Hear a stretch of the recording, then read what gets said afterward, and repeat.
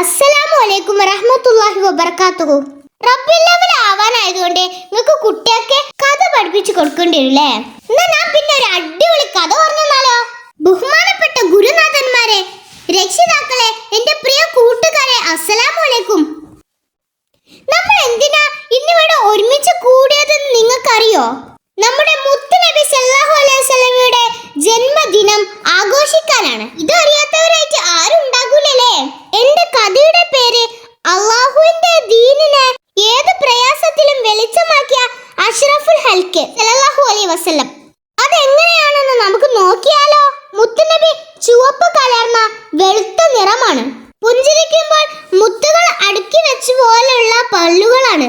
അങ്ങനെയുള്ള നബിതങ്ങൾ പരിശുദ്ധമായ കഅബാലയത്തിന്റെ മുന്നിൽ പ്രാർത്ഥനയ്ക്ക് വേണ്ടി വന്നു.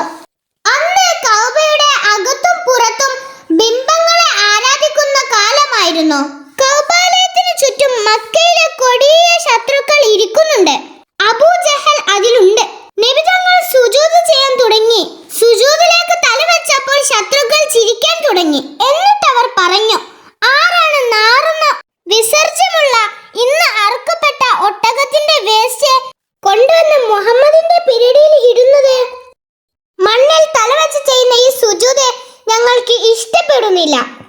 ആ സമുദായത്തിലെ ഏറ്റവും പരാജയപ്പെട്ടവൻ ഈ ദൗത്യം ഏറ്റെടുത്തു. സുജൂദ് ചെയ്യുന്ന നബിയുടെ പിരടിയിലേക്ക് ഒട്ടകത്തിന്റെ കുടൽമാല താങ്ങി പിടിച്ചു കൊണ്ടുവന്നിട്ടു. നബിതങ്ങൾ ഹാഷിമിയാണ്, ഖുറൈശിയാണ്. മക്കയിലെ ഏറ്റവും വലിയ തറവാട്ടിലാണ് ജനിച്ചത്.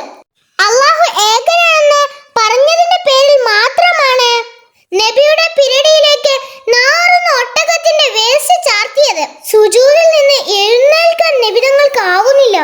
ശരീരം മുഴുവൻ ദുർഗന്ധത്തിൽ മുങ്ങി നിൽക്കുന്നു. ഇതെല്ലാം കണ്ട് അവിശ്വാസികൾ ആടിച്ചിരിക്കുകയാണ്. ഏകദേശം 10 വയസ്സ് മാത്രം പ്രായമുള്ള ഫാത്തിമ ബീവി റളിയല്ലാഹു അൻഹു ഓടി വന്നു.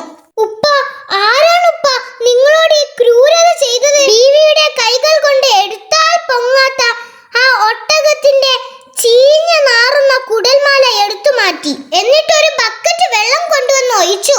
വീണ്ടും വെള്ളം കൊണ്ടുവന്നിട്ട് നബിയെ അവിടെ ഇരുത്തി കുളിപ്പിച്ച് വൃത്തിയാക്കി. എന്നിട്ട് ചോദിച്ചു, ഉപ്പ, എത്ര കാലം നമ്മൾ കഷ്ടപ്പെടേണ്ടി വരും? അപ്പോൾ നബിതങ്ങൾ പറഞ്ഞു, വിഷമിക്കല്ലേ മോളെ, ഈ ദീനിനെ അല്ലാഹു പൂർത്തിയാക്കും. ദീനിന്റെ വെളിച്ചം ലോകത്താകെ എത്താതെ ഖിയാമത്ത് നാൾ സംഭവിക്കുകയില്ല. കൂട്ടുകാരെ, ഈ കഥയിൽ നിന്ന് നിങ്ങൾ എന്താണ് പഠിച്ചത്? നബിതങ്ങൾ ജീവിക്കാൻ പഠിപ്പിച്ചതുപോലെ ജീവിക്കുക. ദീനിന്റെ വെളിച്ചം ലോകമെമ്പാടും പരത്തുക. അതിന് അല്ലാഹു നമുക്ക് തൗഫീഖ് നൽകട്ടെ. ആമീൻ.